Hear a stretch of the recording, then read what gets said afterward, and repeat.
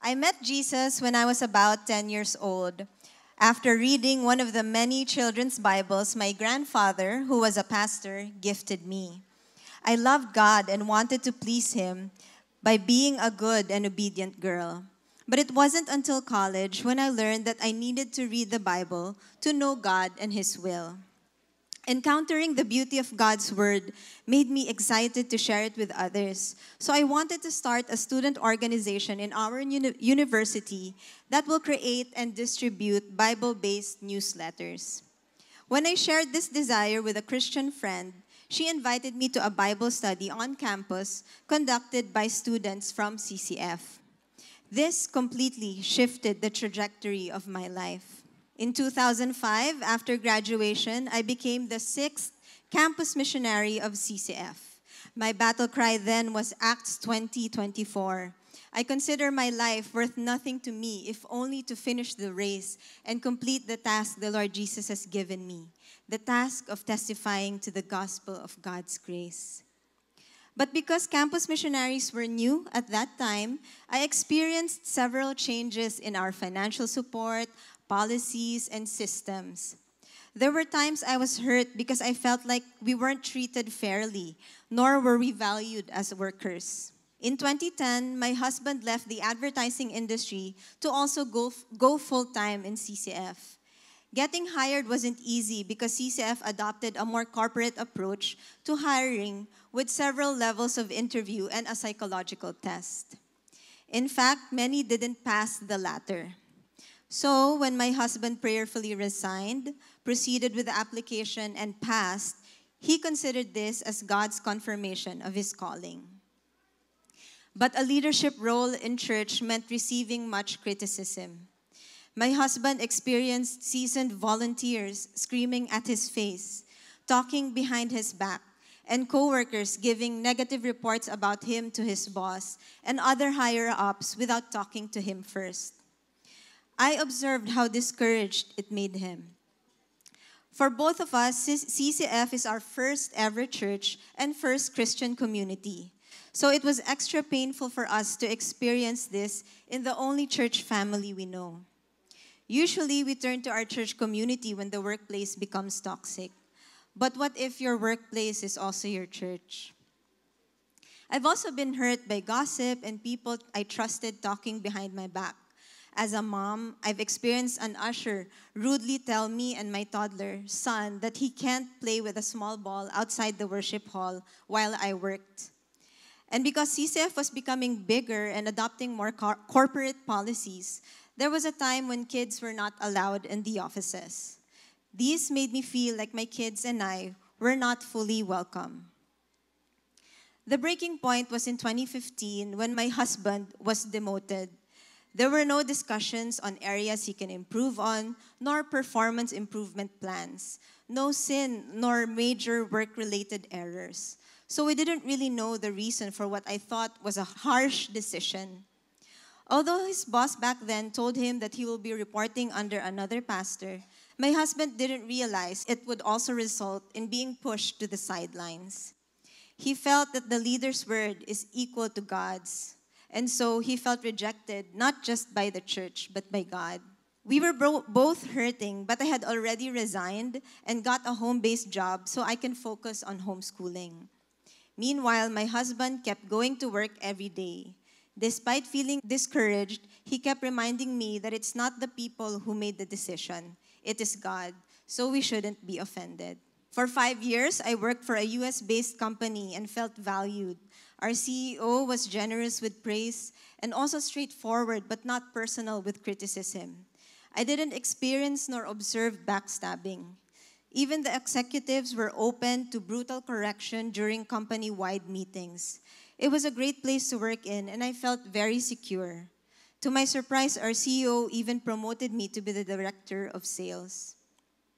In 2022, however, I went back to full-time ministry to support my husband.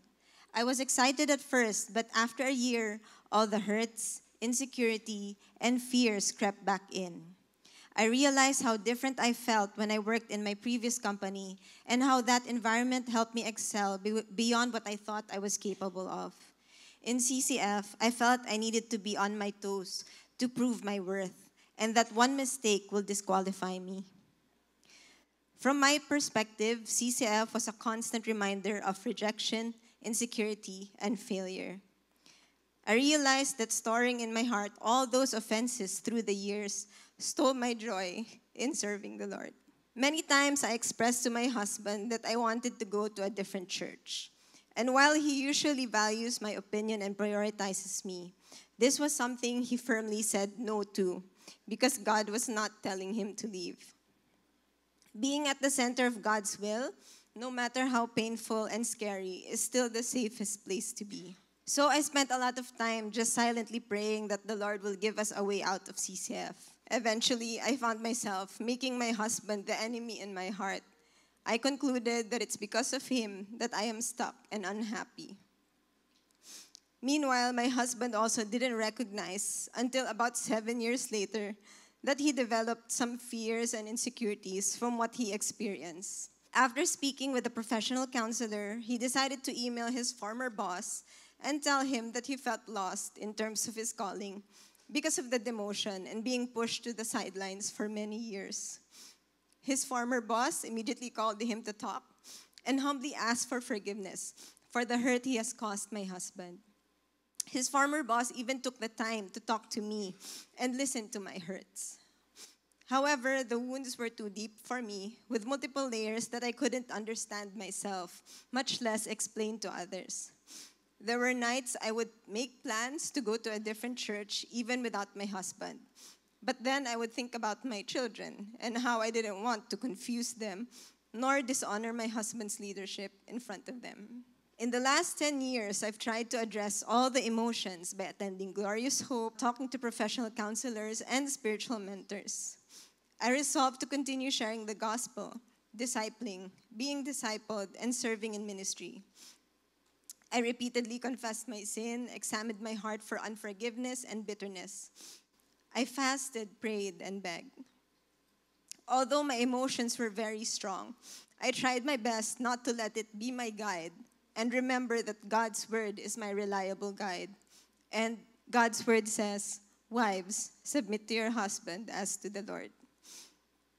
I knew that despite the imperfections of CCF, it still faithfully pursues its mission, which I strongly believe in, making disciples.